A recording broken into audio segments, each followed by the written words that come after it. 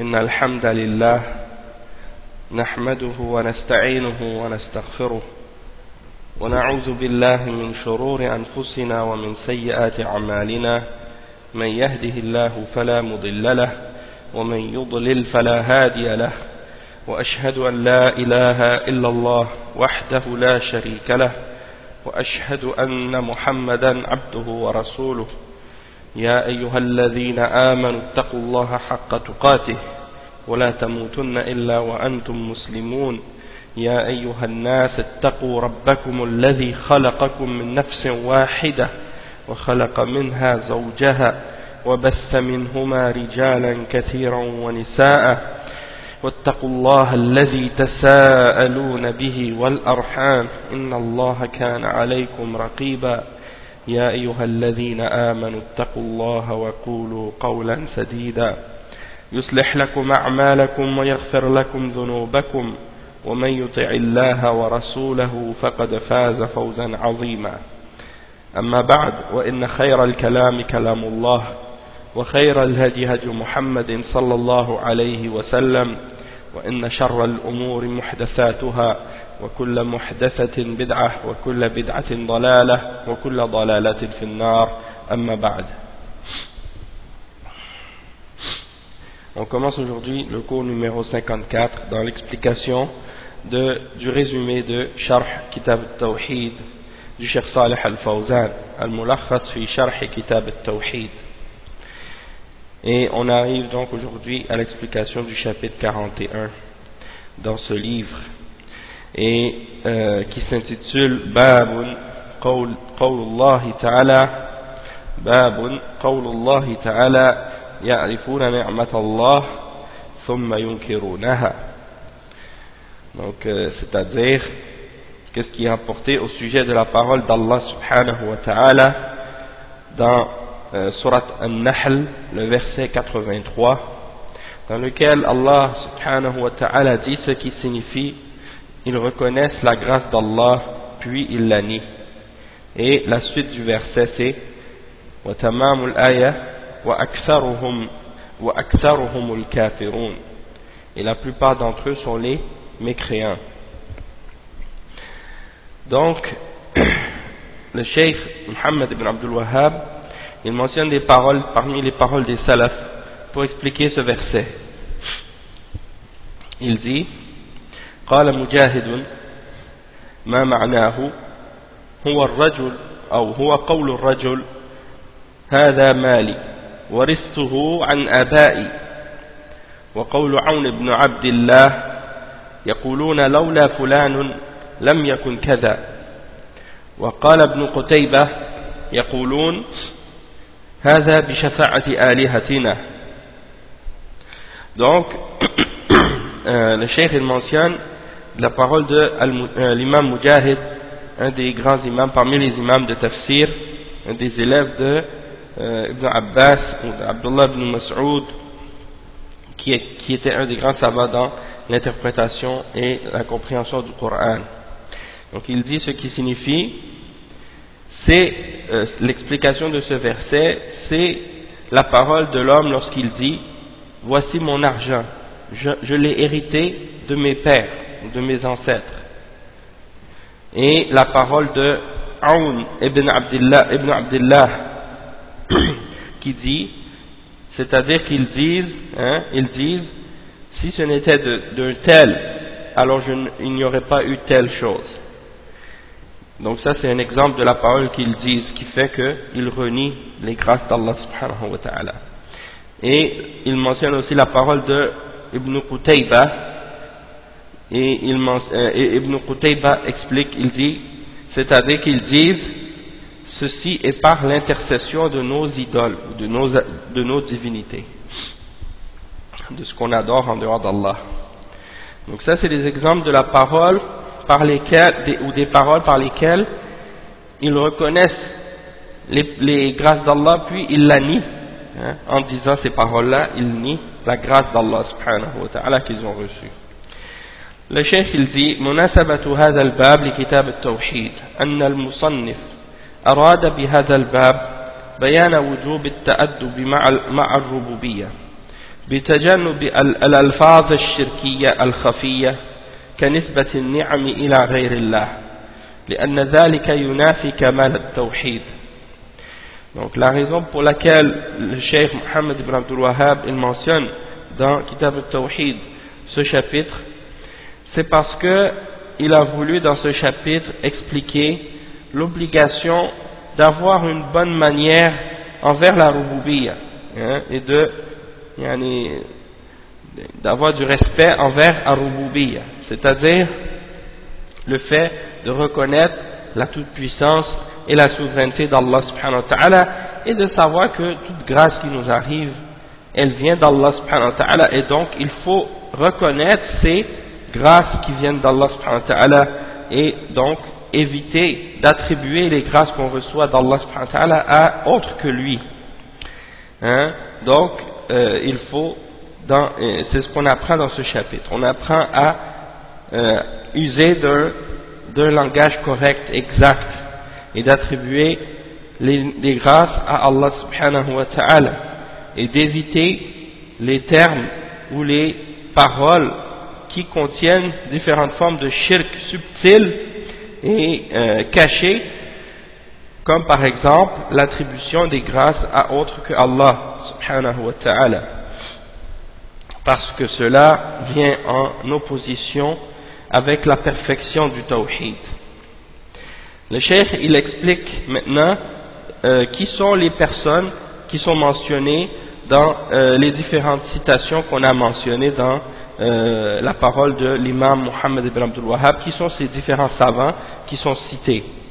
Premièrement, Mujahid, le cheikh il dit Mujahid wa huwa shaykh al-tafsir مجاهد بن جبر المكي الإمام الرباني من تلاميذ ابن عباس رضي الله عنهما مات سنة 104 هجريا على الراجح رحمه الله.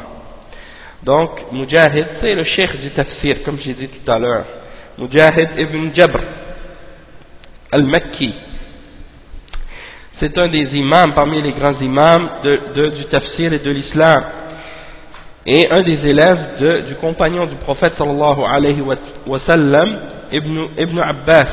Et Ibn Abbas, comme on sait, il est turjuman al-Qur'an, c'est-à-dire l'explicateur du Qur'an, celui qui interprète le Qur'an, et le prophète sallallahu alayhi wa sallam avait fait un dua pour lui, Allahumma faqihhu fi ad-din wa 'allimhu at-ta'wil.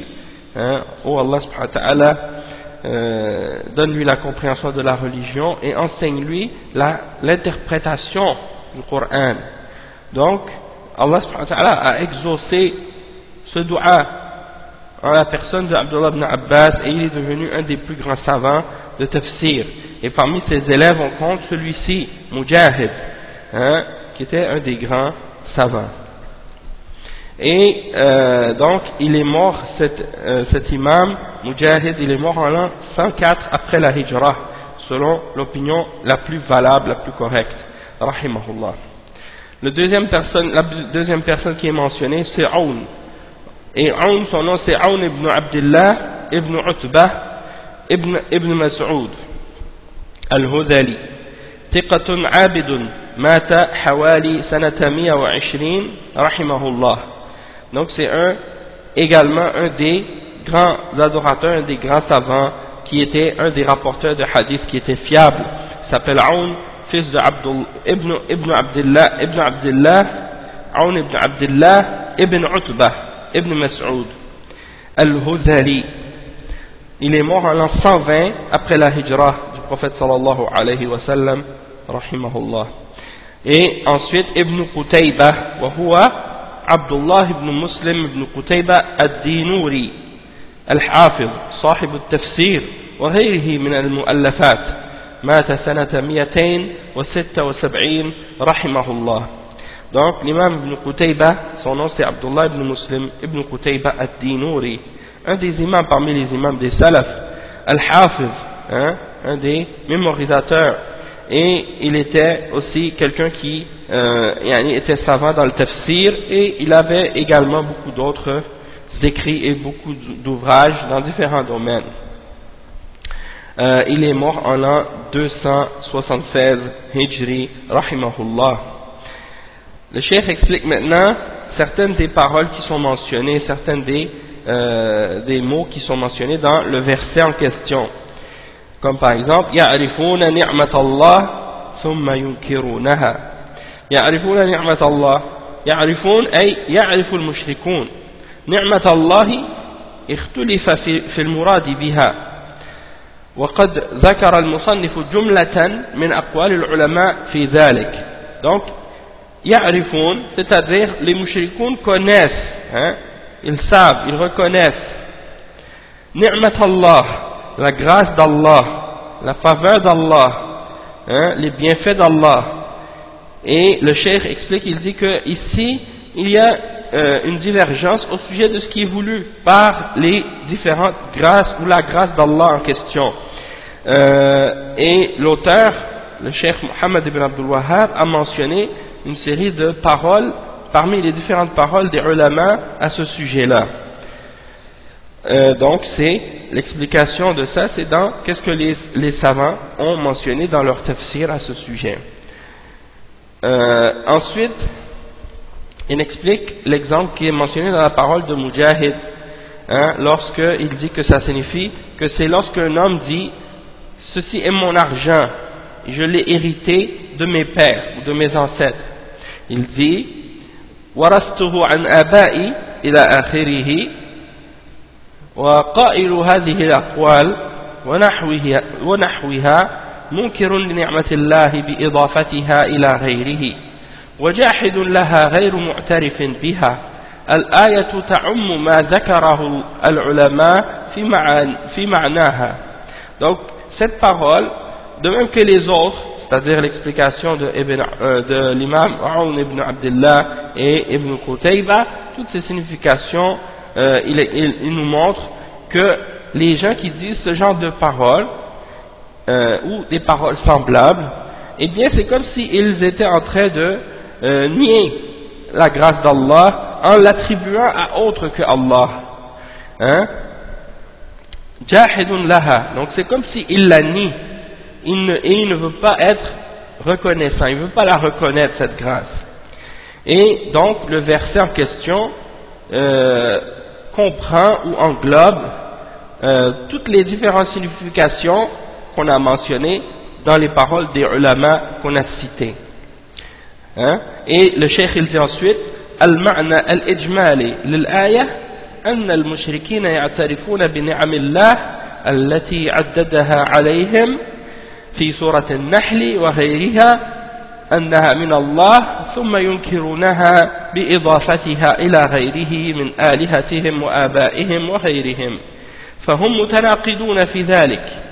Donc le cheikh il explique que la signification générale de ce verset, ou global, c'est que les mushrikoun ils reconnaissent les grâces d'Allah que Allah subhanahu wa ta'ala leur a mentionné par exemple dans Surat An-Nahl, l'abeille, et dans d'autres sourates également, et puis ils reconnaissent qu'elles viennent d'Allah, hein, si on leur demande de qui viennent ces grâces, ils vont dire elles viennent d'Allah, puis ils la renient en les attribuant à autre que Allah subhanahu wa ta'ala, ou en les attribuant à leurs idoles ou à leurs ancêtres ou à d'autres personnes ou d'autres choses. Et donc en agissant ainsi ils se contredisent en faisant ça. Cheikh explique ensuite les points qu'on peut tirer comme bienfait ou comme point bénéfique dans ce verset. Il dit أن المشركين معترفون بتوحيد الربوبية. Ça c'est le premier point, que les mushrikoun ils reconnaissent le tawhid de la souveraineté, hein, comme c'est mentionné dans plusieurs versets. وَلَئِنْ سَأَلْتَهُمْ مَنْ خَلَقَ السَّمَاوَاتِ وَالْأَرْضِ لَيَقُولُنَّ اللَّهُ. Si tu leur demandes qui a créé les cieux et la terre, ils diront Allah. Donc ça veut dire qu'ils reconnaissent la rububiyyah. Ensuite, le cheikh il dit comme deuxième point, wujubu nisbati ni'ami ila Allah subhanahu wa ta'ala wahdahu. Donc le deuxième point c'est l'obligation d'attribuer les grâces à Allah subhanahu wa ta'ala lui seul. Le point numéro 3, التحذير من نسبة النعم التحذير من نسبة النعم إلى غير الله لأنه شرك في الربوبية. Donc le troisième point, c'est l'avertissement d'attribuer les grâces à autre que à Allah, parce que c'est une forme de shirk dans la rububiyyah, dans Tawhid al-Rububiyyah. Le point numéro 4, وجوب التأدب في الألفاظ وتحريم الاعتماد على الأسباب. Donc le point numéro 4, c'est l'obligation d'avoir une bonne manière, de faire preuve d'une bonne manière dans les mots et les termes qu'on emploie lorsqu'on parle, et surtout lorsque c'est relié à l'aqida ou relié à ce qui a rapport avec Allah subhanahu wa ta'ala et la religion, et qu'il est interdit de se reposer uniquement sur les causes, et de mentionner uniquement les choses par rapport à leurs causes en laissant de côté la mention d'Allah subhanahu wa ta'ala. Donc il faut mentionner les choses et mentionner qu'elles viennent d'Allah subhanahu wa ta'ala. Donc tu dis, si quelqu'un il a reçu de l'argent ou il a de l'argent, il dit ça c'est mon argent, c'est une grâce d'Allah subhanahu wa ta'ala que j'ai, et ça a été un héritage qui m'a été donné par la grâce d'Allah, ou des choses de ce genre. Et donc on va en parler un peu plus par la suite dans l'exemple suivant et dans le chapitre suivant aussi.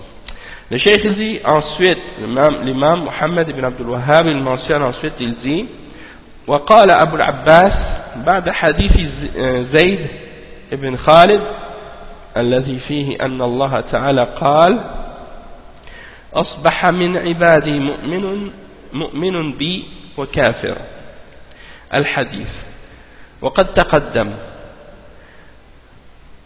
نعم. فقال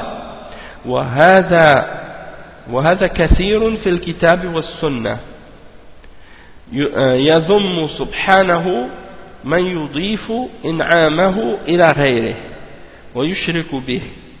وقال بعض السلف هو كقولهم كانت الريح طيبة والملاح حاذقا ونحو ذلك مما هو جار على ألسنة كثير. Donc le cheikh explique que l'imam Abu al-Abbas, c'est-à-dire Ibn Taymiyyah, il a mentionné, après avoir cité le hadith de Zayd ibn Khalid qu'on a déjà mentionné au début de ce livre, dans le début du livre de Kitab al-Tawhid, le hadith qui dit un de mes serviteurs s'est réveillé ce matin croyant en moi, et un autre s'est réveillé mécréant. Et puis il a expliqué que par la suite, celui qui s'est réveillé croyant, c'est celui qui a dit, parce que le cheikh il a mentionné que cette partie-là, mais la suite c'est que celui qui a attribué la pluie à Allah, c'est le croyant, puis celui qui a attribué la pluie aux étoiles, alors c'est lui qui s'est réveillé mécréant. Et donc, après avoir mentionné ce hadith, Cheikh al-Islam Ibn Taymiyyah a fait le commentaire suivant. Il a dit, on retrouve cela très souvent, on retrouve beaucoup de paroles semblables dans le Coran et dans la Sunna, dans lesquelles Allah subhanahu wa ta'ala blâme celui qui attribue des grâces à autre que lui, et qui associe, qui fait du shirk avec Allah subhanahu wa ta'ala dans ses grâces. Et ça, c'est comme par exemple les paroles de certains d'entre les salafs à ce sujet-là. C'est comme l'exemple de la parole de celui qui dit le vent était bon et le capitaine du bateau était doué. Donc, ça c'est des exemples des différentes paroles qui sont courantes chez les gens et qu'on entend souvent de leur langue. Donc ça c'est des exemples de paroles qui sont contraires au tawhid, et le cheikh il va l'expliquer. Cheikh Al-Fawzan il dit, premièrement Abu al-Abbas il dit, Abu al-Abbas huwa Cheikh al-Islam Ahmad ibn Taymiyyah rahimahullah. Donc c'est le cheikh, ça c'est sa kunya, La kunya de Ibn Taymiyyah, c'est Abu al-Abbas, rahimahullah. Il explique, il dit وَقَدْ تَقَدَّمَ, comme quand il dit وَقَدْ تَقَدَّمَ, c'est-à-dire en parlant du hadith, le hadith qu'il a mentionné que un de mes serviteurs s'est réveillé croyant, tandis qu'un autre s'est réveillé mécréant.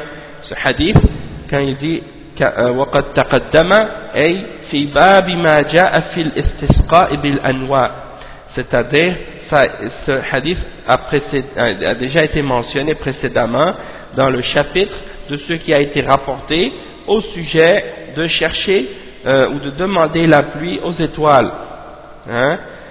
Parce qu'il y a des gens dans la Jahiliya, ils croyaient que c'était les étoiles qui faisaient tomber la pluie. Donc ça fait partie des exemples, hein, de ce qui est mentionné à ce sujet-là.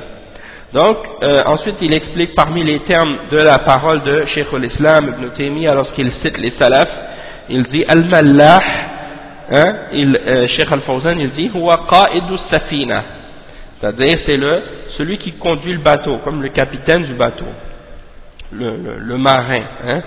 Et as-salaf يعني هم المتقدمون من علماء هذه الأمة من الصحابة والتابعين وأتباعهم. Donc le cheikh explique que les salafs, le terme salaf, c'est ceux qui nous ont précédés parmi les ulama de cette umma, parmi les sahaba et les tabi'in et ceux qui les ont suivis. Et le cheikh explique ensuite la signification générale de cette parole. Il dit al-ma'na al-ijmali lil-athar أن السفن إذا جرينا بريح طيبة بأمر الله جريا حسنا نسبوا ذلك إلى طيب الريح وحزق قائد السفينة ونسوا ربهم الذي أجرى لهم الفلك في البحر رحمة بهم فيكون هذا من جنس نسبة المطر إلى الأنواع. Donc le cheikh explique la signification globale de cette parole ou de cette citation et de ces athars qui sont mentionnés et qui sont attribués au salaf dans cette parole de Ibn Taymiyyah. Et il dit que lorsque le cheikh il dit lorsque le bateau vogue avec un bon vent par l'ordre d'Allah subhanahu wa ta'ala, ils attribuent cette avancée ou ce vent, et ce bon vent, ils attribuent cette avancée du bateau qui vogue rapidement sur l'eau au vent. Ils disent ah c'est parce que le vent était bon, hein? on a bien vogué, on a bien avancé, c'est parce que le vent était bon et parce que le capitaine était un bon navigateur. Hein, et ainsi de suite. Et ils oublient leur Seigneur qui a fait que ce bateau puisse justement voguer sur la mer par là, et que c'est une miséricorde d'Allah pour eux. Donc il y a en ça un genre d'attribution, hein, de la grâce d'Allah à autre que à Allah. Hein, c'est comme s'ils ont oublié Allah subhanahu wa ta'ala. Ils ont remercié autre que lui ou attribuer sa grâce à autre que lui. C'est de la même catégorie que ce que font ce que faisaient les gens de la Jahiliya en attribuant la pluie aux étoiles. Et le cheikh il explique hukmu man fa'ala dhalika fihi tafsil. Il dit que le verdict au sujet de celui qui fait cela, il y a des clarifications détaillées à faire à ce sujet-là. Et le cheikh il mentionne deux exemples ou deux cas. Il dit premièrement أولا إن كان المتكلم بذلك لم يقصد أن الريح والملاح هو ذلك ونحو ذلك هو الفاعل لذلك من دون خلق الله وأمره وإنما أراد نسبتها إلى السبب فقط فهذا شرك أصغر لأنه أضاف النعمة إلى غير الله والواجب إضافتها إلى الله. Donc le cheikh il explique qu'il faut détailler en ce qui concerne le verdict de celui qui dit une parole semblable. Premièrement, si la personne qui dit cette parole, elle n'a pas eu l'intention d'attribuer ou de dire, par exemple, lorsqu'il parle du vin ou du marin, et en disant que le vin était bon ou que le marin était bon, il n'a pas eu l'intention par cela de dire que c'était le vent lui-même qui faisait ça en dehors d'Allah, ou que c'était le marin qui a fait cela en dehors d'Allah subhanahu wa ta'ala et en dehors de son ordre et de son commandement. Ils ont uniquement voulu attribuer ces choses-là comme étant des causes, dans le fait que le bateau a avancé très bien et que le voyage s'est bien passé. Donc ils ont voulu attribuer cette chose-là comme étant une cause seulement, et non pas que elles sont indépendantes d'Allah subhanahu wa ta'ala. Dans ce cas-là, c'est une forme de shirk mineur. Dans ce cas-là, c'est une forme de shirk mineur qu'on appelle en arabe shirkun asghar. Parce que ça consiste à attribuer une grâce à autre que à Allah subhanahu wa ta'ala, tandis que l'obligation dans ce cas-là ce serait plutôt de l'attribuer à Allah et non pas à la cause. Le cheikh il dit ensuite وإن كان يقصد أن هذه الأشياء تفعل ذلك من دون الله فهذا شرك أكبر. Donc le cheikh il dit que si la personne qui a dit cette parole elle a eu l'intention de dire que ces choses-là agissent par elles-mêmes en dehors d'Allah, sans que ce soit par le contrôle et l'ordre d'Allah, et la volonté d'Allah, dans ce cas-là, ça c'est une forme de shirk majeur. Le cheikh il dit والأول هو الذي يجري على ألسنة كثير من المسلمين فيجب الحذر منه. Donc, le cheikh il dit que la première catégorie, la catégorie de qu'est-ce qui est shirk asghar, le shirk mineur, c'est-à-dire d'attribuer ces choses-là en tant que cause, eh bien c'est qu'est-ce qu'on retrouve le plus souvent dans la langue de certains musulmans ou sur la langue de certains des musulmans aujourd'hui, et donc il est obligatoire de faire attention à cela, parce que même si on dit que c'est une forme de shirk mineur, c'est quand même très grave, c'est quand même très dangereux, et donc il ne faut pas prendre ça à la légère, il ne faut pas prendre ça à la légère, parce que comme on a dit, c'est très dangereux. Ensuite, maintenant on passe à un autre chapitre. Le chapitre suivant, c'est le chapitre 42 dans Kitab al-Tawhid. Et dans le chapitre qui s'intitule Babun Qawlullahi Ta'ala Fala taj'alu lillahi andadan wa antum ta'lamun. Ne donnez donc pas d'ego à Allah subhanahu wa ta'ala alors que vous savez. C'est-à-dire, alors que vous savez que c'est Allah subhanahu wa ta'ala qui a tout créé. Ne lui donnez pas des échos dans l'adoration alors que vous reconnaissez que c'est lui le maître et le créateur de tout. Et que vous savez que c'est Allah le seul créateur. C'est une explication en fait du fait que les mushrikoun, ils reconnaissent Tawhid al-Rububiyyah, ils reconnaissent que Allah c'est le créateur, mais ils font du shirk dans al-Uluhiyyah, ils font du shirk dans l'adoration. Donc ce verset là vient réfuter ces gens là. فَلَا تَجْعَلُوا لِلَّهِ أَنْدَادًا. Ça c'est dans le verset 22 dans Surat al-Baqarah. Après que Allah subhanahu wa ta'ala ait mentionné tout ce qu'il a créé pour les hommes sur la terre et ainsi de suite, les grâces et les miséricordes et toutes les bonnes choses qu'il a fait pour eux, eh bien malgré ça ils reconnaissent que tout ça c'est Allah qui l'a fait et c'est Allah qui l'a créé, puis ils partent adorer leurs idoles, où ils vont donner à Allah des intermédiaires, des intercesseurs, et ils passent par ces intermédiaires, et ces intercesseurs pour adorer Allah ou pour se rapprocher d'Allah au lieu d'adorer Allah directement, hein, et ainsi de suite. Ou bien ils adorent d'autres que Allah directement. Donc tout ça c'est des exemples de shirk. Et il y a aussi des formes de shirk asghar qui rentrent dans cette catégorie-là, et c'est ce que le cheikh ici mentionne dans ce chapitre. Donc, après avoir cité ce verset, le verset 22 dans Surat al-Baqarah, le cheikh il mentionne la suite de qu'est-ce que l'imam Muhammad ibn Abdul Wahhab a cité. Il dit قال ابن عباس في الآية الأنداد هو الشرك أخفى من دبيب النمل على صفات سوداء في ظلمة الليل وهو أن تقول والله وحياتك يا فلان وحياتي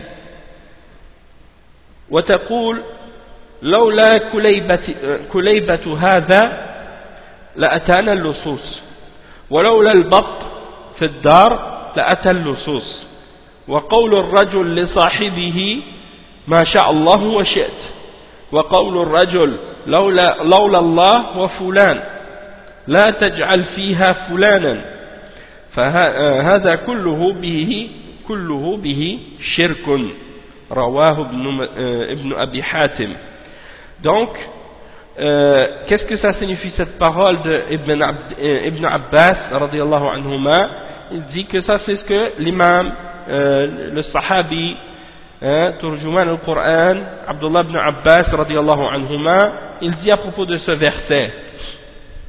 Il dit que dans le verset Al-Andad, les égaux, ça signifie en réalité le shirk, et que ce shirk il peut être plus difficile à voir ou plus caché que la marche d'une fourmi noire sur une pierre lisse noire dans les ténèbres de la nuit.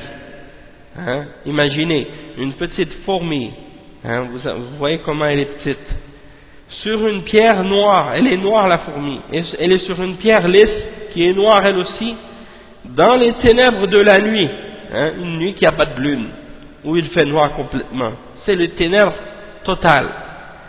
C'est-à-dire tu vas mettre ta main devant ton visage, tu ne vas même pas voir que ta main est là. Hein? Donc c'est à ce point-là que le shirk il est subtil et il est caché parfois. Hein? C'est-à-dire que parfois on peut faire du shirk sans même s'en apercevoir. Et c'est pour ça que c'est dangereux, hein? Cette forme de shirk qu'on appelle le shirk al-khafi. Hein? Et il donne des exemples de ça. Il dit c'est de dire, par exemple, que quelqu'un dise par Allah et par ta vie, ô un tel, ou par ta vie. Et de dire par exemple, si ce n'était de ce chien, les voleurs seraient venus. Ou bien si ce n'était de ce canard dans la maison, les voleurs seraient venus. Ou bien de dire, par exemple, un homme dit à son compagnon, ce que Allah veut et toi. Ou bien de dire à l'homme, si ce n'était d'Allah, puis si ce n'était d'Allah et de toi. Si ce n'était d'Allah et de toi. Et Abdullah ibn Mas'ud il dit ensuite, ne mets pas un tel dedans, c'est-à-dire ne rajoute pas d'autres avec Allah. Tu dis pas Allah est un tel, si ce n'était d'Allah et un tel, ou ce qu'Allah a voulu est un tel, tu dis pas un tel dedans, parce que dedans, en disant ça il y a du shirk là-dedans. En disant ça il y a du shirk là-dedans. Et ça c'est rapporté par Ibn Abi Hatim, un des grands ulama qui s'appelle Ibn Abi Hatim. Donc le cheikh il explique l'occasion pour laquelle on mentionne ceci dans, ou bien l'occasion pour laquelle on mentionne ce chapitre dans le livre de Kitab al-Tawhid. Pourquoi l'imam Muhammad ibn Abdul Wahhab a mentionné ça dans Kitab al-Tawhid, hein? C'est quoi le lien de ce chapitre avec le sujet du livre? Le cheikh explique ici أنه لما كان من تحقيق التوحيد الاحتراز من الشرك بالله في الألفاظ وإن لم يقصده المتكلم بقلبه نبه المصنف رحمه الله بهذا الباب على ذلك وبين بعض هذه الألفاظ تجتنب هي وما مثلها. Donc le cheikh explique que l'occasion pour laquelle on mentionne dans Kitab al-Tawhid un chapitre comme celui-ci, c'est parce que l'auteur il a mis ça dedans dans Kitab al-Tawhid, il l'a mis parce que parmi les choses qui font qu'on arrive à établir et à réaliser et à concrétiser notre Tawhid et par lesquelles on arrive à se préserver du shirk qui peut être fait avec Allah subhanahu wa ta'ala, il faut se préserver donc de ce genre de paroles. Il faut se préserver de ce genre de paroles parce que ça fait partie du shirk dans les paroles et dans les termes employés. Donc il faut, si on veut réaliser le tawhid et se préserver du shirk, éviter ce genre de paroles. Même si la personne qui a prononcé cette parole n'a pas eu l'intention dans son cœur de faire le shirk. Et l'auteur, l'imam Muhammad ibn Abdul Wahhab rahimahullah, par ce chapitre, il a voulu donc noter cette importance et ce point important pour avertir de certaines formes de shirk qui sont présentes dans certaines paroles, dans certaines expressions que les gens emploient, dans le but que les gens puissent les éviter et éviter toute parole ou toute expression qui sont semblables. Et c'est pour cette raison-là qu'il a mentionné ça. Et ça fait partie des choses, des fois les gens, comme le cheikh il mentionne, c'est des choses que les gens peuvent dire sans vraiment penser qu'est-ce qu'elles impliquent, ou croire en ce qu'elles impliquent, parce que c'est des paroles qui impliquent du shirk. Mais les gens parfois vont les dire sans même donner d'importance parce qu'ils ne réalisent pas la contradiction qui existe dans ces propos-là avec le tawhid. C'est pour ça qu'il faut faire très attention à notre façon de parler. Parce que des fois les gens, ils font comme une sorte ils ont comme une sorte d'idée que, mais il ne faut pas exagérer. Des fois on entend ça des fois. Les gens qui disent, mais il ne faut pas exagérer, il faut pas exagérer. Pourquoi? Parce que ils prennent ces choses-là un peu à la légère. Ils disent, mais non, ça c'est pas grave, il ne faut pas exagérer. Eh bien, ça c'est pas de l'exagération, c'est une question au contraire d'être minutieux et de faire attention, parce qu'on peut dire parfois des paroles très très très dangereuses et qu'on leur donne pas d'importance, et à cause de ces paroles-là, on risque même peut-être d'être jeté en enfer, d'être jeté en enfer. Donc il y a des hadiths à ce sujet-là. Il y a des hadiths sur les dangers de la langue et des paroles qu'on peut même prononcer sans faire attention, puis qui nous amènent à notre perte. Et le prophète sallallahu alayhi wa sallam, il a dit à Mu'adh ibn Jabal, أنحن مؤاخذون بما تقول ألسنتنا. Est-ce qu'on va être pris pour compte pour qu'est-ce que nos langues ont dit? Et le prophète sallallahu alayhi wa sallam a répondu, ثقلتك أمك يا معاذ وهل يكب الناس على وجوههم أو على مناخرهم إلا حصائد ألسنتهم. Donc il l'a mis en garde, il lui a dit,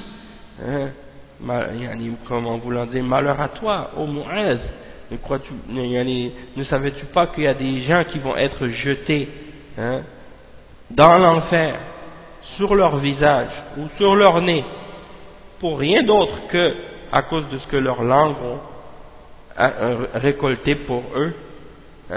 Donc c'est quelque chose de sérieux et de grave. Donc le cheikh il dit ensuite, فَلَا تَجْعَلُوا لِلَّهِ أَنْدَادًا. Donc il explique le verset en question, فَلَا تَجْعَلُوا لِلَّهِ أَنْدَادًا أي أشباها ونظراء تصرفون لهم العبادة أو شيئا منها.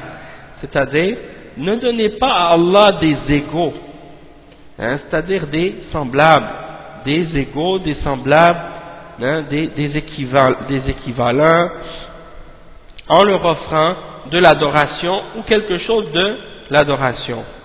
وأنتم تعلمون أنه ربكم لا يرزقكم غيره ولا يستحق العبادة سواه. Alors que vous savez, ne donnez pas à Allah des égaux, alors que vous savez quoi? Alors que vous savez qu'il est votre Seigneur, que personne ne vous donne la subsistance en dehors de lui, et que personne ne mérite d'être adoré autre que lui. Le cheikh il dit في الآية أي في تفسير الآية. Donc, qu'est-ce qui a été dit par rapport à Abdullah ibn Abbas? Il dit qu'est-ce qui a été dit au sujet de ce verset comme interprétation. أي في تفسير الآية دبيب يعني الأنداد الشرك أخفى من دبيب النمل. دبيب النمل مشيه. Qu'est-ce que ça veut dire dabib? Dabib al-naml, c'est-à-dire les pas que la fourmi fait, hein? Ça marche, c'est pas. Ala safatin, as-safa, al-hajar al-amlas. Donc as-safa, c'est une pierre lisse. نعم في ظلمة الليل وهو أن تقول والله وحياتك يا فلان وحياتي وتقول لولا الكليبة هذه أو هذا لولا الكليبة هذا. الكليبة تصغير كلبة وهي هنا التي تتخذ لحفظ المواشي وغيرها. Donc il dit Kulayba, c'est un chien, il a été rapetissé dans la forme, dans cette parole, au lieu de dire Kalba, il a dit Kulayba. Kulayba, c'est une forme en arabe pour mentionner que c'est quelque chose de plus petit. Ok? Kalba, Kulayba. Hein? Donc, c'est une des formes par lesquelles on peut rapetisser quelque chose ou dire qu'elle est plus petite ou petite. Et il y a plein d'exemples comme ça en arabe. Et donc, il dit, le cheikh ici, que c'est un des chiens qui est pris, par exemple, pour préserver les troupeaux. Les troupeaux, lorsque quelqu'un a des troupeaux ou autres. Parce qu'on sait que dans l'islam, c'est interdit de posséder un chien. C'est interdit de posséder un chien, excepté pour trois raisons. Et le prophète sallallahu alayhi wa sallam a mentionné à ce sujet-là le chien de berger. Donc on a le droit d'avoir un chien de berger pour quelqu'un qui a des troupeaux. On a le droit d'avoir un chien pour être un chien de garde, hein, le chien qui va être un chien de garde. Et l'autre chien qui est permis de posséder, c'est le chien de chasse. Le chien de chasse. En dehors de ces trois catégories, il n'est pas permis pour un musulman de posséder un chien. Hein? Et si un musulman possède un chien en dehors de ces catégories-là, alors dans ce cas-là, il accumule des péchés qui sont équivalents à 2 qirats chaque jour. Et les ulama ont expliqué qu'une qirat, c'est comme une montagne, une colline. Hein? Donc à chaque jour, ils accumulent des montagnes de péchés chaque fois qu'ils gardent ce chien. Sans compter que le prophète sallallahu alayhi wa sallam a mentionné que le chien, que la maison dans laquelle il y a des images ou un chien, eh bien les anges n'entrent pas. Donc si quelqu'un il a un chien chez lui, eh bien les anges n'entrent pas chez lui. Donc ça c'est une des raisons, encore une autre des raisons pour lesquelles un musulman ne doit pas garder de chien chez lui, s'il veut bien entendu avoir la présence des chiens, avoir la présence des anges qui entrent dans sa maison. Donc ça c'est des exemples parce qu'on a remarqué malheureusement que certains musulmans, en voulant imiter certains comportements des comportements des kuffars, ils ont commencé à prendre comme animal de compagnie un chien. Et on sait que ça c'est totalement haram. Hein? C'est un animal dont la salive est impure et donc il n'est pas permis de le posséder, sans compter que parfois il peut même marcher dans l'impureté, al-najasat, et rendre ce qui est autour de lui ou dans la maison des choses, il peut rendre le sol impur et autres. Donc, il y a beaucoup de méfaits dans ça, hein? Sauf si c'est pour les raisons qu'on a mentionnées, parmi les raisons qui sont mentionnées par les preuves de la charia qui montrent qu'on aurait le droit d'en posséder un, si c'est un chien de garde, un chien de chasse ou un chien de berger, hein, un chien berger. Wallahu a'lam. Ensuite, le cheikh il dit لولا كليبة هذا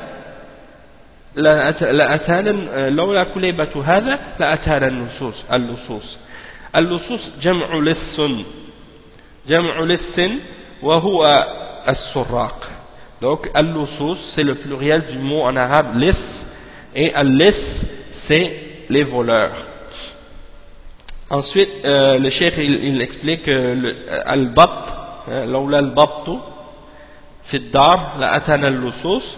الببط جمع بطة وهي من طيور الماء تتخذ في البيوت فإذا دخلها غير أهلها استنكرته وصاحت. Donc le cheikh explique que al-babtu c'est le pluriel du mot batta et il s'agit du canard, hein? C'est parmi les oiseaux qui vivent dans l'eau, hein, ils volent puis ils sont souvent sur l'eau, et les gens les prennent parfois dans les maisons comme un genre d'animal pour alerter lorsque quelqu'un rentre dans la maison qui ne fait pas partie de la maison. Eh bien le canard commence à crier, et donc à cause de ça, ça réveille les habitants de la maison. Donc c'est souvent pour ça que les gens les utilisaient à ce moment-là, hein? Et aujourd'hui les gens parfois ils vont utiliser par exemple des systèmes d'alarme ou des choses comme ça. Donc si par exemple quelqu'un à l'époque il utilisait les canards, il disait si ce n'était pas de ce canard les voleurs viendraient. Eh bien aujourd'hui il y en a qui vont dire par exemple si ce n'était pas de mon système d'alarme les voleurs viendraient, hein? Et donc c'est la même chose, hein? C'est la même chose, c'est d'attribuer, hein, quelque chose, hein, à autre que à Allah subhanahu wa ta'ala. Donc ça pourrait rentrer aussi dans cette catégorie. Donc le cheikh il dit la taj'al fiha fulanan, la taj'al fiha fulanan. Donc quand quelqu'un il dit par exemple si ce n'était pas de toi, si ce n'était d'Allah et de toi, ou ce que Allah veut et toi. Donc l'imam sahabi Abdullah ibn Abbas radiyallahu anhuma, il dit ne dis pas un tel, ne dis pas toi dedans, ne rajoute pas l'autre personne après Allah là-dedans, parce que il dit ay la taj'alhu fi maqalatik, la taqul lawla Allah wa fulan bal qul lawla Allah wahdahu. Ne dis pas par exemple si ce n'était d'Allah et d'un tel, dis plutôt si ce n'était d'Allah lui seul. هذا كله به شرك، أي هذه الألفاظ المذكورة وما شابهها شرك بالله أي شرك أصغر. Donc si quelqu'un comme Ibn Abbas a dit, tout ça il y a du shirk dedans, tout ça il y a du shirk dedans, c'est-à-dire que dans ces termes là, dans ces expressions là qu'on a mentionnées et celles qui leur ressemblent, il y a une forme de shirk avec Allah là-dedans, et une forme de shirk mineur, c'est-à-dire une forme de shirk mineur. Donc le cheikh explique le sens général de cette parole et du verset, il dit المعنى الإجمالي للآية أن الله تبارك وتعالى ينهى الناس أن يتخذوا له أمثالا ونظراء يصرفون لهم شيئا من عبادته وهم يعلمون أن الله وحده الخالق الرازق وأن هذه الأنداد عاجزة فقيرة ليس لها من الأمر شيء. وما ذكره ابن عباس أمثلة لاتخاذ الأنداد لأن لفظ الآية يشملها وإن كانت شركا أصغر والآية نازلة في الشرك الأكبر فالسلف يستدلون بما نزل في الشرك الأكبر على الشرك الأصغر. Donc le cheikh explique que, comme dans le sens général de ce verset, que Allah subhanahu wa ta'ala, il interdit aux hommes dans ce verset de prendre des égaux et des semblables avec Allah subhanahu wa ta'ala, auxquels ils offrent des formes d'adoration quelconques. Et il dit que ils savent très bien que Allah seul est le créateur, que Allah seul est celui qui donne la subsistance. Donc, s'ils savent que Allah seul est le créateur et que c'est lui seul qui donne la subsistance, ils n'ont pas à lui donner des égaux et des semblables dans l'adoration, puisque ça c'est une contradiction. Ensuite, le cheikh il dit que ces égaux eux-mêmes sont impuissants et pauvres en eux-mêmes. Ils n'ont aucun commandement, aucun ordre, ils n'ont aucun pouvoir, ils n'ont aucun contrôle sur quoi que ce soit. Donc ce que Abdullah ibn Abbas a mentionné, ce sont des exemples du fait de donner à Allah des égaux et de les prendre comme des égaux avec Allah subhanahu wa ta'ala en disant ces genres de choses et en s'exprimant de cette manière. Et le cheikh explique que dans le verset, on voit que ce verset-là, malgré qu'il a été révélé au sujet du shirk majeur, au sujet du shirk majeur, c'est-à-dire les mushrikoun à l'époque du prophète Mohammed sallallahu alayhi wa sallam, qui offraient l'adoration à autre que à Allah, tout en reconnaissant que Allah était le créateur, ça c'est une forme de shirk akbar. On voit que Abdullah ibn Abbas utilise ce même verset pour mettre en garde contre le shirk mineur, et donc c'est pour expliquer en fait que l'avertissement contre le shirk majeur implique et comprend également l'avertissement contre le shirk mineur aussi. Et c'est pourquoi les salafs utilisaient comme preuve contre le shirk mineur les versets qui étaient révélés au sujet du shirk majeur. Donc ça c'est un point important à comprendre. Parfois par exemple tu vois des musulmans qui vont utiliser des objets pour se protéger contre un mal, comme les gens qui vont mettre l'œil ou bien la main de Fatima sur les murs pour protéger contre le mauvais œil ou pour protéger contre le sihr ou les mauvais sorts ou la jalousie ou des choses de ce genre, et ils vont mettre donc cet œil ou cette chose-là sur le mur. Et bien entendu, si ces gens-là, comme on l'a expliqué déjà, ils savent que ces choses-là n'ont aucun pouvoir et ils ne reconnaissent pas à ces choses-là un pouvoir indépendant, mais qu'ils pensent que ce sont des causes dans la protection contre le mauvais œil et des choses de ce genre, que ça c'est une forme de shirk mineur. Mais en même temps, lorsqu'on veut leur expliquer le danger qu'il y a dans ça et que c'est une forme de shirk, il est possible donc, comme Abdullah ibn Abbas radiallahu anhu l'a fait, d'utiliser les versets qui ont été mentionnés et révélés au sujet des idoles, des mushrikines, pour leur montrer la fausseté de ce qu'ils font. Et donc, si par exemple tu vois un musulman qui met dans son restaurant ou bien dans son magasin ou dans sa maison sur le mur des objets pour protéger contre le mauvais œil, eh bien tu lui dis, quelle est la différence entre ce que tu fais et ce que font les chrétiens lorsqu'ils mettent une croix pour se protéger contre un mal? Ou bien quelle est la différence entre celui qui, par exemple, met son idole ou son porte-bonheur à tel ou tel endroit pour se protéger d'un mal, et toi ce que tu fais? C'est la même chose, puisque cet objet-là c'est un objet qui est créé et qui est impuissant. Si je le prends, je le jette par terre, je le casse, il ne peut pas se protéger lui-même. Donc comment il pourrait te protéger, toi? Et comment tu peux penser que cette chose-là a un pouvoir de protéger? Donc, c'est la même chose. Et donc, on peut utiliser les versets Comme par exemple, Allah subhanahu wa ta'ala dit dans le Coran, إن أرادني الله بضر هل هن كاشفات ضره أم أرادني برحمة هل هن ممسكات رحمته هل هن ممسكات رحمته قل حسبي الله عليه يتوكل المتوكلون. Donc Allah subhanahu wa ta'ala dit dans les versets dans le Coran, comme si pour répondre aux mushrikines, regardez de vos idoles là. Si Allah subhanahu wa ta'ala il me veut un mal, est-ce qu'elles sont capables de repousser ce mal, ces idoles? Ou bien s'il me veut une miséricorde, est-ce qu'elles sont capables de retenir cette miséricorde, de m'atteindre? Dis c'est Allah qui me suffit, et c'est en lui que ceux qui mettent leur confiance doivent mettre leur confiance.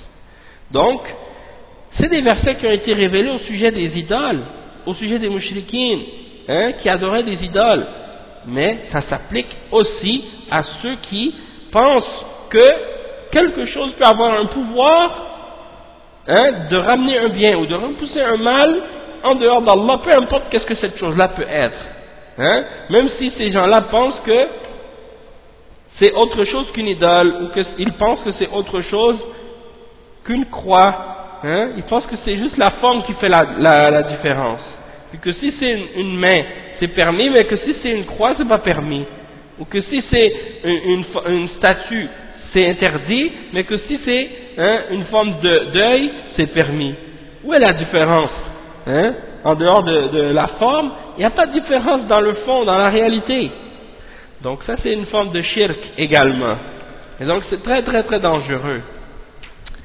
Le cheikh il dit وَمَا يُسْتَفَادُ مِنَ الْآيَةِ, qu'est-ce qu'on peut tirer de ce verset? أولا التحذير من الشرك في العبادة. Donc premièrement l'avertissement du shirk dans l'adoration. ثانيا أن المشركين مقرون بتوحيد الربوبية. Deuxièmement, on peut comprendre que les mushrikoun, les idolâtres, les gens qui associent avec Allah dans l'adoration, ils reconnaissent que Allah subhanahu wa ta'ala est le seul maître, et le seul Seigneur, et le seul tout-puissant, le seul créateur, le seul pourvoyeur dans l'univers. Qu'il n'y a rien qui a créé, qui est maître, excepté Allah. Donc ça, on appelle ça tawhid al-rububiyya. Donc, les mushrikoun, ils reconnaissent cette catégorie de tawhid. Le point numéro 3, أن الشرك الأصغر خفي جدا وقل من تنبه له.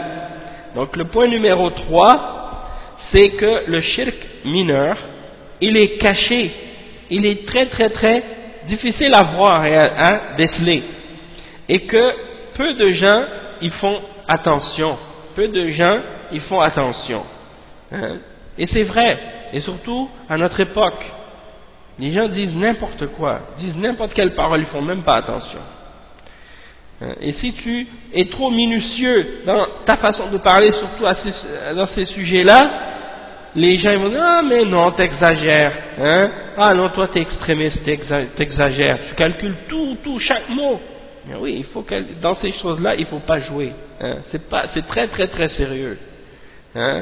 Surtout que des gens aujourd'hui, ils se sont habitués comme à prendre ces choses-là à la légère, et même qu'ils disent des paroles de kufr. Sans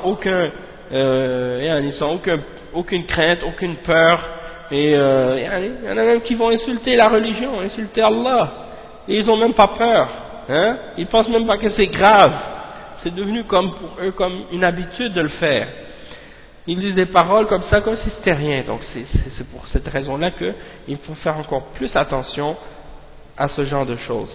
Le cheikh il dit ensuite comme point numéro 4, وجوب تجنب الألفاظ الشركية ولو لم يقصدها الإنسان بقلبه.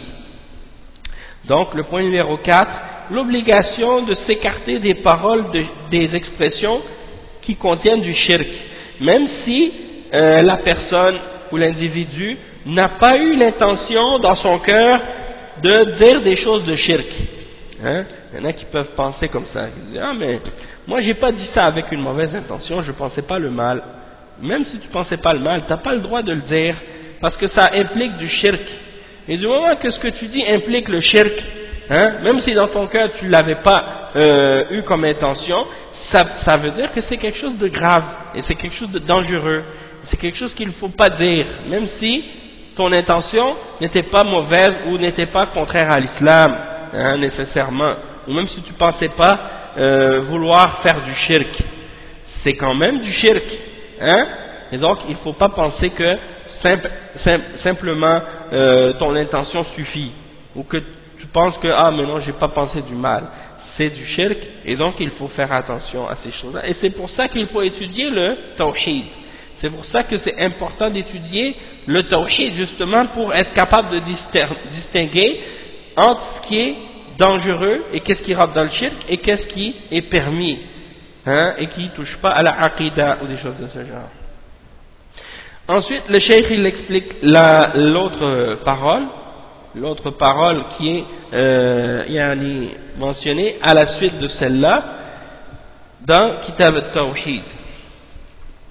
C'est, il dit, l'imam Muhammad ibn Abdul Wahhab, il rapporte, il dit وعن عمر بن الخطاب رضي الله عنه أن رسول الله صلى الله عليه وسلم قال من حلف بغير الله فقد كفر أو أشرك رواه الترمذي وحسنه وصححه الحاكم. Donc, Omar ibn al-Khattab radiyallahu anhu, il dit que le messager d'Allah sallallahu alayhi wa sallam a dit,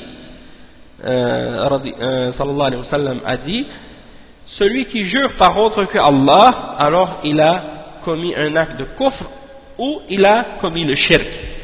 Il a fait le kufr ou il a fait le shirk. Et ça c'est rapporté par At-Tirmidhi, et l'imam il dit qu'il l'a déclaré Hassan, et l'imam Al-Hakim il l'a authentifié, il l'a déclaré Sahih. Et donc c'est rapporté également par Abu Daoud et également par Al-Hakim.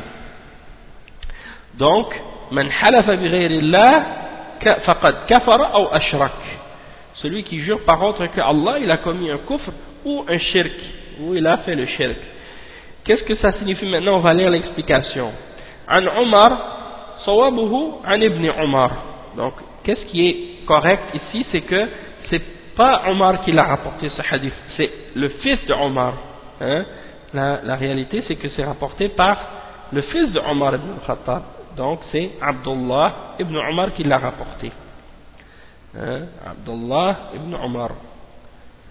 Et il dit, donc l'explication du hadith, que le messager d'Allah sallallahu alayhi wa sallam a dit man halafa al-halfu al-yamin wa hiya tawkid al-hukm bi dhikri mu'azzamin ala wajhin makhsus, c'est-à-dire que man halafa, al-half en arabe ça veut dire al-yamin.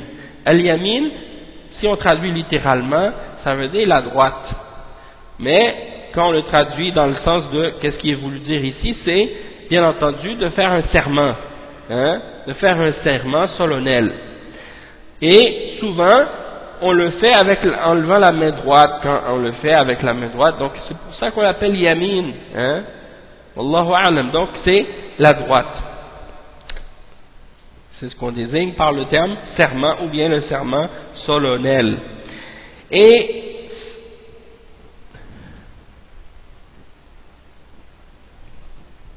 نعم.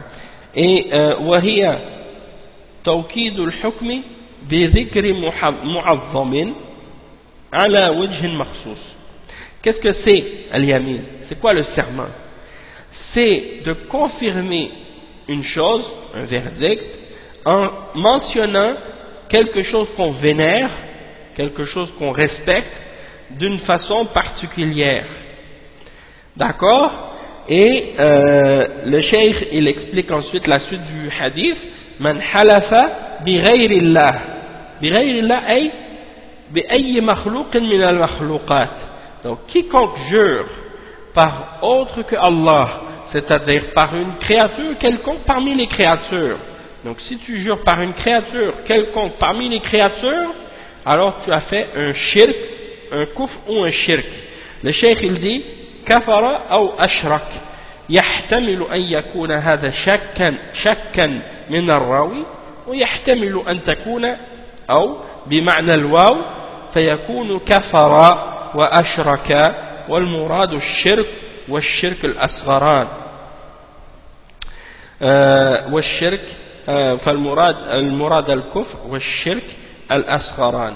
Donc quand ici dans ce hadith on lit il a commis un kufr ou un shirk, le Cheikh Al-Fawzan il dit il est possible, probable que ce soit un doute de la part du narrateur du hadith, hein? Soit que c'est un kufr ou un shirk, et c'est probable également que les deux significations soient voulues, que ce soit un kufr ou un shirk, les deux sont pareils, c'est-à-dire le kufr et le shirk c'est quelque chose qui est semblable, puisque toute forme de shirk est kufr, mais pas toute forme de kufr est nécessairement shirk, mais c'est quand même quelque chose qui vient attaquer ta religion, ta foi, ta aqidah.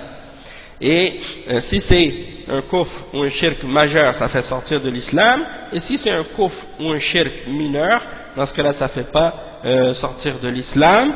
Et qu'est-ce qui est voulu dans ce hadith? C'est bien entendu le shirk et le kufr mineur, c'est-à-dire qui ne fait pas sortir de l'islam, sauf que ça fait partie des plus grands parmi les grands péchés, hein? Et ça c'est très dangereux et c'est très grave, et c'est quelque chose qu'on retrouve dans les paroles des gens aujourd'hui lorsqu'ils parlent. Ils jurent par toutes sortes de choses, hein? Ils jurent par la Kaaba, ils jurent sur la tête de sa mère, ils jurent sur la tête de son père, ils jurent sur l'honneur ou sur plein d'autres choses. Ça c'est des formes de shirk. Et les gens, ils font ça, parmi les musulmans, on entend des gens, que ce soit des jeunes ou des vieux, qui font ça et ils ignorent que ça, c'est interdit et que ça fait partie des plus graves péchés dans l'islam et que ça rentre dans qu'est-ce qui est kufr et shirk. Donc c'est très très très grave, très dangereux, hein?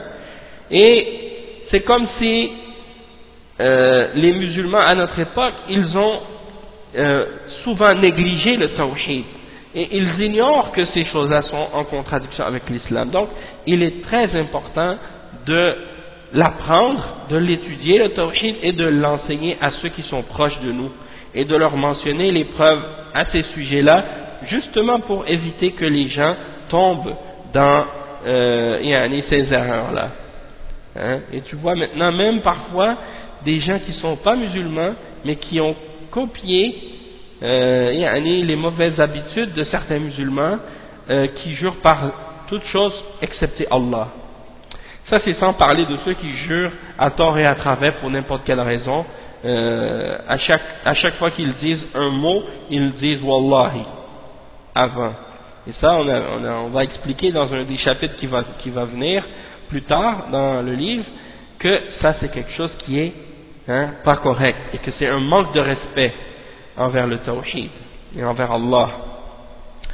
Donc ensuite qu'est-ce qu'il dit le cheikh? Al-ma'na al-ijmali lil hadith, le sens général, global de ce hadith. Il dit يخبر صلى الله عليه وسلم في هذا الحديث خبرا معناه النهي أن من أقسم بغير الله من المخلوقات فقد اتخذ ذلك المحلوف به شريكا لله وكفر بالله، لأن الحلف بالشيء يقتضي تعظيمه، والعظمة في الحقيقة إنما هي لله وحده، فلا يحلف إلا به أو بصفة من صفاته. Donc le cheikh il explique que le sens général de ce hadith, c'est que le prophète sallallahu alayhi wa sallam nous informe d'une chose qui signifie l'interdiction ici. C'est-à-dire que celui qui jure par autre que Allah, parmi les différentes créatures, c'est comme s'il a pris cette chose par laquelle il a juré comme un partenaire avec Allah. Et en faisant ça, il a rejeté la foi en Allah. Parce que lorsque tu jures par une chose, cela implique quoi? Cela implique que tu respectes et que tu vénères cette chose. Et ce respect et cette vénération, en réalité, elle est uniquement à Allah et elle appartient uniquement à Allah. Et donc on n'a pas le droit de jurer par personne ou par quoi que ce soit excepté par lui, c'est-à-dire par Allah ou par une de ses attributs. Hein? Donc ça c'est très important de le comprendre. Et après il dit ومناسبة الحديث للباب أنه يدل على أن من حلف بغير الله فقد اتخذ المحلوف به ندا لله. Donc le cheikh il dit que la raison pour laquelle on mentionne ce hadith dans ce chapitre, c'est parce que ça prouve que la personne qui jure par autre que Allah, il a pris cette chose par laquelle il jure comme étant un égal avec Allah. Le cheikh il dit ensuite Ma yustafadu min al-hadith. Qu'est-ce qu'on peut tirer comme point bénéfique de ce hadith? Premièrement, أولا تحريم الحلف بغير الله وأنه شرك وكفر بالله. Donc l'interdiction de jurer par autre que Allah et que c'est une forme de shirk et une forme de kufr avec Allah. Deuxième point, أن التعظيم بالحلف حق لله سبحانه وتعالى فلا يحلف إلا به. Deuxièmement, que le fait d'exalter ou de vénérer quelque chose en jurant par cette chose, ça c'est quelque chose qui est un des droits exclusifs d'Allah. Et donc on n'a pas le droit de jurer excepté par lui. Hein? On n'a pas le droit de vénérer ou de respecter excepté Allah. C'est un droit exclusif d'Allah. Donc si tu jures par autre que Allah, eh bien tu as pris un des droits exclusifs d'Allah et tu l'as donné à quelqu'un d'autre. Hein? Donc tu as commis un kufr et un shirk en faisant ça. Troisième point, أن الحلف بغير الله لا تجب به كفارة لأنه لم يذكر فيه كفارة. Donc le fait de jurer par autre que Allah ne rend pas obligatoire une expiation quelconque, parce que il n'y a pas d'expiation qui a été mentionnée à son sujet. Hein? C'est pas comme quand quelqu'un, par exemple, il jure de faire quelque chose par Allah, puis qu'il ne le fait pas par la suite, eh bien, il doit réparer ça, hein? Il doit faire une expiation pour réparer ça. Tandis que s'il jure par autre que Allah, il n'y a pas d'expiation, il doit se repentir, c'est tout. Hein? S'il jure par autre que Allah, il doit se repentir, et c'est tout. Il n'y a pas d'expiation spécifique ou particulière. Ensuite, le cheikh il dit قال ابن عباس قال ابن مسعود لأن أحلف بالله كذبا أحب إلي من أن أحلف بغيره صادقا. Donc ça c'est une parole qui est mentionnée, une parole d'Abdullah ibn Mas'ud radiyallahu anhu,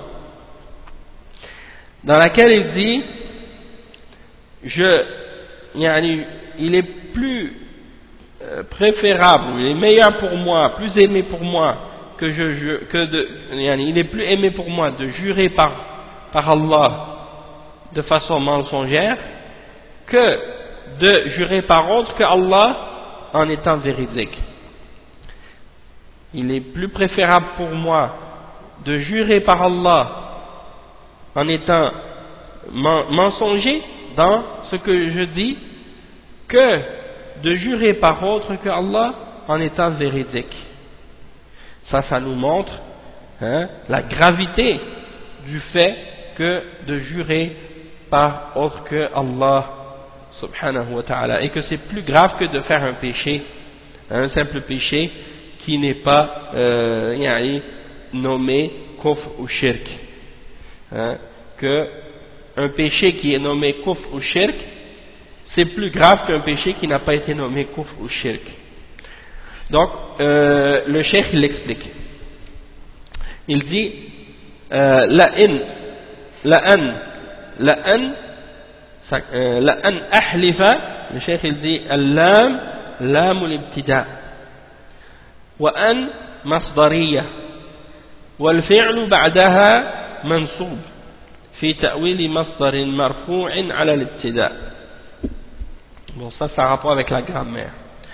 Après il dit لأن أحلف بالله كاذبا أحب إلى آخره خبر المبتدأ.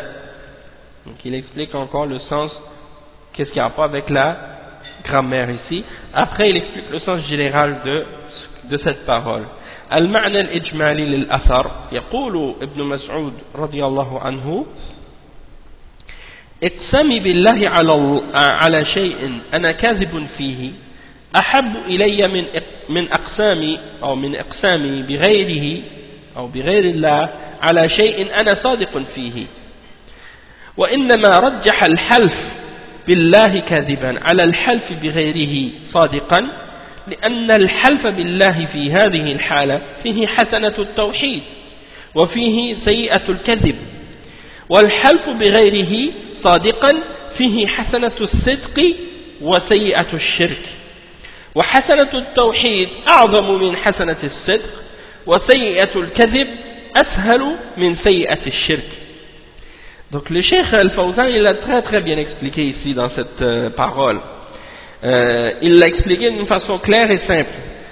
Donc il dit la signification générale de cette parole ou de cette narration d'Abdullah ibn Mas'ud radiyallahu anhuma, c'est que Abdullah ibn Mas'ud il est en train de dire mon serment que j'ai fait par Allah à propos d'une chose dans laquelle je suis mensonger, dans laquelle je mens, elle est plus aimée de ma part que mon serment que je fais par autre que Allah au sujet d'une chose dans laquelle je suis véridique. Et la raison pour laquelle il préfère le fait de jurer par Allah en étant mensonger sur le fait de jurer par autre que Allah en étant véridique, c'est parce que le fait de jurer par Allah dans le cas dans lequel tu jures par Allah en étant mensonger, il y a dans ça le bien du tawhid, puisque tu jures par Allah. Donc ça c'est le tawhid. Sauf qu'il y a le mal, il y a le péché du mensonge dedans. Et quand tu jures par autre que Allah en étant véridique, eh bien dans ça il y a le bien d'être véridique et le péché du shirk. Donc si on compare maintenant les deux et on les met un à côté de l'autre, le cheikh il dit le bien du tawhid est plus grand que le bien d'être véridique. Donc le bien qui est dans le tawhid, le bien du tawhid, c'est-à-dire de jurer par Allah, c'est plus grand comme bien que d'être simplement véridique, c'est-à-dire de dire quelque chose de vrai. Et le mal, le péché de mentir est moins dangereux, moins grave que le péché du shirk, c'est-à-dire de jurer par autre que Allah. Donc, si on les compare, on voit que c'est-à-dire le shirk est plus grave que le mensonge. Et que le tawhid, c'est un plus grand bien que le bien d'être véridique. Si on compare les deux. Donc c'est pour cette raison-là que il mentionne cette parole de cette façon. Et le cheikh il dit wa munasabatul athari lil bab annahu yadullu ala tahrim al half bi ghayrillah. Pourquoi on mentionne cette parole dans ce chapitre? C'est parce que dans ça il y a ce qui prouve l'interdiction de jurer par autre que Allah subhanahu wa ta'ala. وما يستفاد من الأثر أولا تحريم الحلف بغير الله. Qu'est-ce qu'on peut tirer comme point bénéfique de cette parole? Premièrement, l'interdiction de jurer par autre que Allah. ثانيا أن الشرك الأصغر أعظم من كبائر الذنوب كالكذب ونحوه من الكبائر. Deuxièmement, que le shirk mineur est plus grave que les grands péchés comme par exemple le mensonge ou des grands péchés parmi les grands péchés de ce genre. Donc le shirk mineur est plus grand que les kaba'ir. Troisièmement, ثالثا جواز ارتكاب أقل الشرين ضررا إذا كان لا بد من أحدهما. Donc troisièmement, le cheikh il explique que si on n'a pas d'autre choix, dans ce cas-là il est permis de faire la moindre des deux choses qui est mauvaise. Si on n'a pas le choix, il est permis de faire la moindre des deux mal. Si on a le choix entre deux mal et qu'on n'a pas d'autre choix en dehors que ces deux mal-là, soit que tu fasses un haram ou un autre, alors lequel des deux tu vas prendre? Tu dois prendre celui des deux haram qui est le moins grave. Hein? Tu as le droit de faire dans ce cas-là le mal des deux qui est le moins dangereux ou le moins grave entre les deux. Le point numéro 4, Diqqatu fiqh ibn Mas'ud.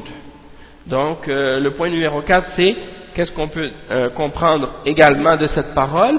C'est la compréhension subtile de l'imam et de ce compagnon Abdullah ibn Mas'ud. Hein? Sa compréhension est très précise et très subtile dans les questions qui ont rapport avec la aqidah et le tawhid et l'islam.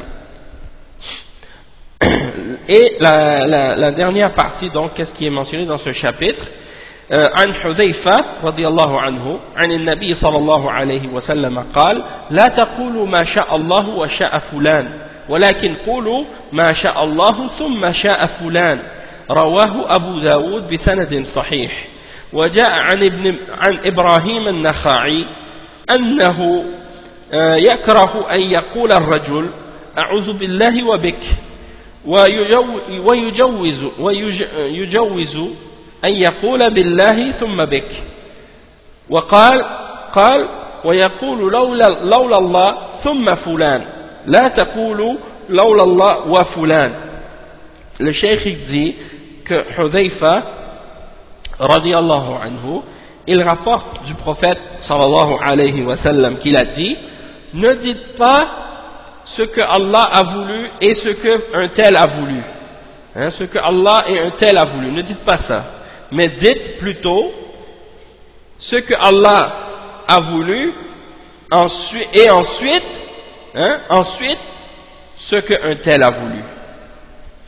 Ça c'est rapporté par Abu Daoud avec une chaîne de transmission qui est authentique, et l'imam Ahmad il l'a rapporté également dans la Musnad. Donc il faut qu'il y ait une différence entre les deux, comme on va l'expliquer. وجاء عن إبراهيم النخعي. Ibrahim al-Nakha'i c'est un des tabi'in, hein, il dit que c'est rapporté selon Ibrahim al-Nakha'i qu'il détestait qu'un homme dise je cherche refuge en Allah et en toi, mais il permettait qu'on dise par Allah puis par toi. Et il dit également si ce n'était d'Allah puis d'un tel, hein, il dit c'est comme si quelqu'un dit si ce n'était d'Allah, il dit tu dis par exemple si ce n'était d'Allah puis ensuite d'un tel, ne dis pas si ce n'était d'Allah et d'un tel. Donc on va expliquer ce que ça veut dire tout ça. Le cheikh il dit la taqulu la nahiya wal fi'l ba'daha majzumun biha alamatu jazmiha حذف النون ما شاء الله وشاء فلان لأن العطف بالواو يقتضي الجمع والمساواة وما شاء الله ثم شاء فلان لأن العطف بالثم يقتضي الترتيب والتراخي. Donc le cheikh explique ne dites pas, bon, il ramène une explication qui est reliée à la grammaire ici, la taqulu, c'est qu'il est, en tout cas, c'est un nom qui est un nom d'interdiction, en tout cas. C'est un truc qui a rapport avec la grammaire, il n'y a pas vraiment intérêt de le mentionner ici. Et après, c'est-à-dire en français, de traduire ça, c'est pas nécessaire. Ensuite, le cheikh il dit Ma sha'Allahu wa sha'a fulan, c'est-à-dire si tu dis ce qu'Allah a voulu et un tel, il dit que ici, lorsque tu dis entre les deux, tu utilises le waw, hein, le waw, qui signifie en français et, ici ça implique une égalité entre les deux, et que les deux choses sont ensemble et égales. Et c'est pour ça que c'est interdit de le dire de cette façon-là. Tandis que si tu utilises thumma, qui signifie en français ensuite, hein, puis, P-U-I-S, donc dans ce cas-là, ça implique un décalage, hein, et ça implique un degré différent. Donc, quand tu dis Masha Allah, et tu veux mentionner quelqu'un d'autre ensuite, tu vas pas dire wa, tu vas dire thumma, tu vas dire ensuite, tu vas pas dire et, pour faire comprendre qu'il y a un décalage et un degré différent, et qu'il n'y a pas d'égalité entre ce que Allah veut et ce que veut la créature, hein, et ainsi de suite. Le cheikh il dit ensuite wa yukrahu yakrahu yani al-karaha fi 'urf as-salaf yuradu biha at-tahrim. Donc ça ici c'est important de comprendre que dans le langage des salafs, les premiers musulmans, quand ils utilisaient le terme al-karaha ou al-kurh ou yakrah ou makruh, ça ne voulait pas dire ce que les gens ont voulu dire par la suite dans les siècles qui ont suivi, yani chez les khalaf, la même chose. Ça ne voulait pas dire la même chose que eux. Pour les salafs, quand ils disaient yukrah ou quelque chose est makruh, ça voulait dire que c'était haram. Ça voulait dire haram. Hein? Ensuite, les gens ont développé d'autres terminologies, puis ils ont expliqué que qu'est-ce qui est makruh, c'est qu'est-ce qui est détestable, c'est-à-dire si tu le fais, tu ne vas pas être puni, mais si tu le laisses, tu vas être récompensé, et ainsi de suite. Donc ça, c'est venu plus tard.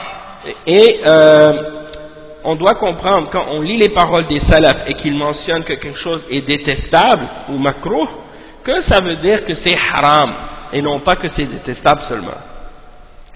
Al-'awz al-iltija'u ila al-ghayr wa at-ta'alluq bihi. Donc, a'udhu, ça veut dire quoi? Ça veut dire je cherche refuge vers quelque chose et je m'accroche à cette chose, hein? Et bien entendu, on n'a pas le droit de chercher refuge en autre que Allah subhanahu wa ta'ala. Et lawla, donc, dans cette parole, comme quand il mentionne a'udhu billahi wa bik, hein? On n'a pas le droit de dire ça. Il faut dire a'udhu billahi thumma bik, hein? Et il dit également lawla, si ce n'était harf imtina' li wujud ay imtina'un li shay' li wujudi ghayrihi. Donc ça c'est une supposition, comme pas une supposition, comment on appelle ça une condition, c'est comme une condition. Il y a un terme pour désigner cette expression là, lawla, si, c'est comme ça veut dire si en fait, hein? Si une telle chose avait été, il n'y aurait pas eu telle chose, ou si ce n'était de la présence ou de l'action d'un tel, il n'y aurait pas eu telle chose, hein? Donc tu n'as pas le droit d'utiliser ça par exemple en disant si ce n'était Allah et un tel, parce que là tu utilises le waw, ça donne l'impression qu'il y a une égalité entre le créateur et la créature. Donc tu utilises le terme thumma, hein? Donc si ce n'était d'Allah et ensuite de un tel. Donc là ça montre qu'il y a une différence, qu'il y a un degré de décalage entre les deux. Et ensuite il explique le sens général de ce hadith. Il dit al-ma'na al-ijmali lil hadith ينهى صلى الله عليه وسلم أن يعطف اسم المخلوق على اسم الخالق بالواو بعد ذكر المشيئة ونحوها، لأن المعطوف بها يكون مساويا للمعطوف عليه لكونها إنما وضعت لمطلق الجمع فلا تقتضي ترتيبا ولا تعقيبا، تسوية المخلوق بالخالق الشرك، ويجوز صلى الله عليه وسلم عطف المخلوق على الخالق بثم، لأن المعطوف بها يكون متراخيا عن المعطوف عليه بمهلة ثم محظور في فلا محظور فيه لكونه صار تابعا والأثر المروي عن النخعي يفيد ما أفاده الحديث. Donc le cheikh explique que le sens général de ce hadith, c'est que le prophète sallallahu alayhi wa sallam, il interdit qu'on associe directement le nom du créateur à celui d'une créature, en mentionnant le waw entre les deux après avoir parlé de la volonté ou des choses semblables. Parce que le fait d'utiliser le waw, ça implique une certaine équivalence ou égalité entre les deux choses qui sont reliées par ce waw. Et également, parce qu'elles sont utilisées donc pour réunir entre deux choses. Et elles n'impliquent pas qu'il y a un décalage ou une suite, hein, que c'est un après l'autre. Et donc, de faire une équivalence ou de mettre à égalité le créateur et la créature, ça c'est une forme de shirk. Donc c'est pour ça que c'est interdit d'utiliser le waw de cette façon. Mais le prophète Muhammad sallallahu alayhi wa sallam a permis d'utiliser la forme, cette forme, si on place entre Allah et sa volonté et la créature, le terme thumma ou le mot thumma, puisque ça implique qu'il y a un décalage et un délai ou un espace entre les deux ou un degré différent entre les deux, et non que un est égal à l'autre, hein, mais ça montre plutôt qu'un est à la suite de l'autre, hein, ou vient après l'autre. Donc dans ce cas-là c'est permis à cause de ça. Ça montre qu'il y a une distinction entre et un degré différent entre le créateur et la créature. Et la parole de l'imam Ibrahim al-Nakha'i parmi les salafs, elle supporte donc la même signification que ce qui est mentionné dans le hadith. ويختص هذا الحكم وهو العوذ بالمخلوقين الأحياء الذين لهم قدرة دون الأموات العاجزين فلا يجوز أن يسند إليهم شيء. Donc le cheikh il explique que le fait d'utiliser le thumma, lorsqu'on dit par exemple je cherche le refuge, il dit lorsque tu cherches le refuge en une créature, ça c'est seulement permis pour les créatures qui sont vivantes et qui ont une capacité de t'aider, et non pas les morts qui sont incapables bien entendu de faire quoi que ce soit pour nous. Donc on n'a pas le droit de leur attribuer quoi que ce soit de ce genre de choses, hein, dans le fait de chercher le refuge ou des choses comme ça. Ça c'est pas permis, excepté pour des créatures qui sont présentes, qui sont vivantes et qui peuvent nous venir, hein, nous protéger ou nous aider dans certaines choses comme ça. ومناسبة الحديث والأثر للباب أنهما يدلان على النهي عن قول ما شاء الله وشاء فلان ونحو ذلك، لأن من اتخاذ الأنداد لله الذي نهت عنه الآية التي في أول الباب هو ما فسرها به ابن مسعود، لأنه من اتخاذ الأنداد الذي نهت عنه الآية التي في أول الباب على ما فسرها به ابن مسعود. Donc pourquoi on mentionne cette parole dans le chapitre de Kitab al-Tawhid et ce hadith? C'est parce que ces deux narrations indiquent l'interdiction de dire ce que Allah veut est un tel, ou des choses semblables, comme c'est mentionné donc dans le verset qu'on a mentionné au tout début, comme par exemple de prendre des égaux avec Allah subhanahu wa ta'ala, parce que tout ça fait partie de prendre des égaux avec Allah, et donc on peut dire que tout ça est interdit à cause de ces deux hadiths et à cause du verset qu'on a mentionné au début et que Abdullah ibn Mas'ud a interprété et expliqué. وما يستفاد من الحديث. Donc on va terminer ce cours aujourd'hui avec ça, les trois points qu'on peut tirer comme points bénéfiques dans ce hadith. Premièrement, تحريم قول ما شاء الله وشئت وما أشبه ذلك من الألفاظ مما فيه العطف على الله بواو بالواو لأنه من اتخاذ الأنداد لله. Donc l'interdiction de dire que ce que Allah veut, ce que Allah et un tel veut, ça c'est pas permis, hein, ou des paroles de ce genre, puisque il y a le fait d'utiliser l'article ou la conjonction et, hein, le waw en arabe, qui implique donc une certaine égalité entre deux choses, donc de mettre à égalité Allah et sa création, et donc ça fait partie de prendre des égaux avec Allah, et donc c'est du shirk, et c'est pas permis. Deuxième, bien entendu, ça fait partie du shirk asrar, hein, selon les explications qu'on a mentionnées dans le chapitre précédent.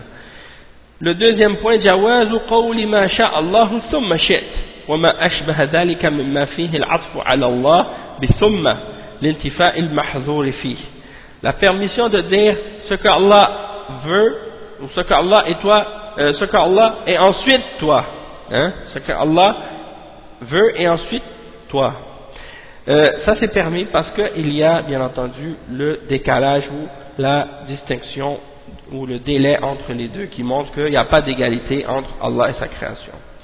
Puis numéro 3, isbatul mashi'ati lillah wa isbatul mashi'ati lil 'abd wa annaha tabi'atun li mashi'ati Allah ta'ala. Donc le point numéro 3, c'est que on affirme que Allah a une volonté et on affirme que les serviteurs ont eux aussi une volonté, sauf que la volonté des serviteurs ou des créateurs, elle suit la volonté d'Allah et vient après la volonté d'Allah, hein? Donc ça c'est qu'est-ce qui est mentionné donc à ce sujet. Donc on va s'arrêter ici pour aujourd'hui et Inch'Allah on continuera la semaine prochaine bi'idhnillah avec la suite de l'explication de Kitab al-Tawhid وَمَا جَاءَ فِي مَنْ لَمْ يَقْنَعْ بِالْحَلْفِ بِاللَّهِ. Qu'est-ce qui a été rapporté au sujet de celui qui n'est pas convaincu par celui qui jure par Allah. Donc on va parler de ça au prochain cours Inch'Allah. سبحانك اللهم وبحمدك أشهد أن لا إله إلا أنت أستغفرك وأتوب إليك. بارك الله فيكم وجزاكم الله خيرا والسلام عليكم ورحمة الله وبركاته. وصلى الله وسلم على نبينا محمد وعلى آله وصحبه أجمعين.